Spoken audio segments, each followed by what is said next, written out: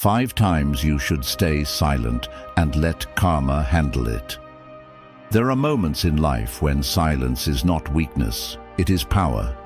When we speak in anger, we often chain ourselves to the very people who sought to harm us. But when we remain silent, we deny them that victory and allow life itself to answer in ways sharper than our words ever could. The first time to stay silent is when you are falsely accused or misrepresented. The world may expect you to roar back, to defend your name, to prove your innocence. But truth needs no defense. It survives the storm. Seneca once wrote, "Time discovers truth. Time heals what reason cannot." A lie may burn bright for a moment, but it cannot endure. By holding your silence, you rise above the mud in which others wallow, and in time, their deceit unravels under its own weight. We do not fight lies with rage. We let the weight of reality crush them.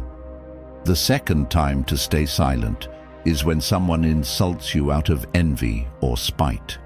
Insults are traps. They are bait thrown to drag you into a battle of egos.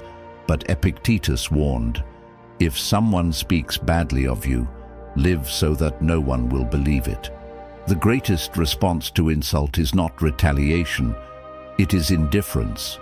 For the man who cannot be moved by provocation, who holds his peace while others scream, he reveals who is truly in control.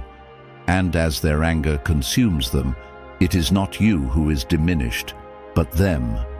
Karma does not always strike with thunder. Often it works in silence, slowly corroding those who build their lives upon envy, hatred, and lies. Our task is not to wish for their ruin, but to master ourselves so completely that their ruin is inevitable, because they cannot harm what they cannot touch.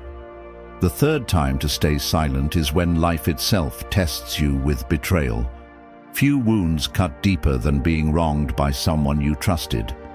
The natural impulse is to expose them, to tear open the truth for all to see, to demand justice with your own hands. But Marcus Aurelius warned us, the best revenge is not to be like your enemy.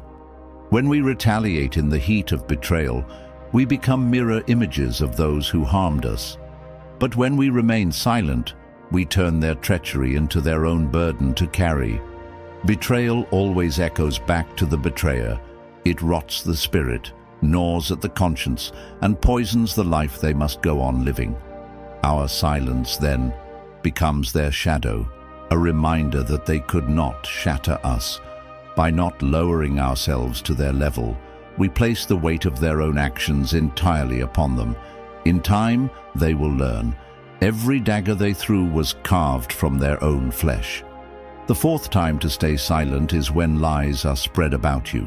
The instinct to defend your name, to correct every false word, is powerful, because our pride demands it. But as Epictetus reminded us, if you are ever tempted to look for approval from someone else, know that you have compromised your own integrity. When we rush to fight every rumor, we hand our enemies exactly what they crave: our attention, our energy, our peace. Silence, instead, becomes our shield. Lies collapse under their own weight, for truth needs no defender. By staying silent, we reveal the pettiness of our accusers and the strength of our own character. Time itself becomes the judge, and their fabrications eventually strangle them, not us. To remain quiet in the storm of slander is to declare, "My life speaks louder than your words." The fifth time to stay silent is when someone tries to provoke you into anger. There are people who thrive on chaos, who find their power not in their own strength, but in their ability to disturb yours. Marcus Aurelius warned us, the best revenge is not to be like your enemy. To answer every insult, to rise to every bait, is to let them rule over you. But when we remain silent, when we show no crack in our armor, they are left powerless. Their fury burns against a wall of stone, and in that silence, we keep our dignity intact while their own rage consumes them. Silence here is not weakness, it is the ultimate dominance, because it denies your enemy the one thing they crave most: control over your soul. And so, remember this: silence is not surrender, it is mastery.